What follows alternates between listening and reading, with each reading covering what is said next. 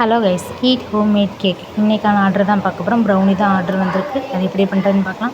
Dark chocolate பட்டரை எடுத்து வச்சுருக்கேன். Double boil மெத்தடில் மெல்ட் பண்ணிக்கலாம். நல்லா மெல்ட் ஆகிடுச்சு. அதுக்கப்புறம் சுகரும் நாட்டு சர்க்கரையும் பொடி பண்ணி வச்சுருக்கிறேன்.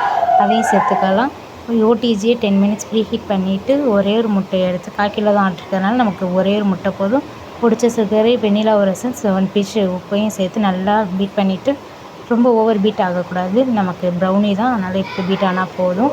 அது கூட நம்ம மெல்ட் பண்ணி வச்ச சாக்லேட்டையும் சேர்த்துட்டு, அப்புறம் மைதா கொக்கோ பவுடரையும் சேர்த்துட்டு நம்ம 6 இன்ச் பேனில் இது பண்ணால் போதும். பட்டர் பேப்பர் போட்டு க்ரீஸ் பண்ணி வச்சுருக்கேன். அதை அப்படியே வச்சுட்டு சாக்கோ சிப்ஸ் மேலே ஆட் பண்ணிவிட்டு நம்ம 10 நிமிஷம் ப்ரீ ஹீட் பண்ணி வச்சு ஓடிஜியில் வச்சு ஒரு 15 to 20 மினிட்ஸ் வச்சு எடுத்தாலே போதும். நமக்கான இது நல்லா சூப்பராக வந்துருச்சு. 20 மினிட்ஸ்க்கு அப்புறம் பாருங்கள் எவ்வளோ அழகாக வந்திருக்குதுன்னு.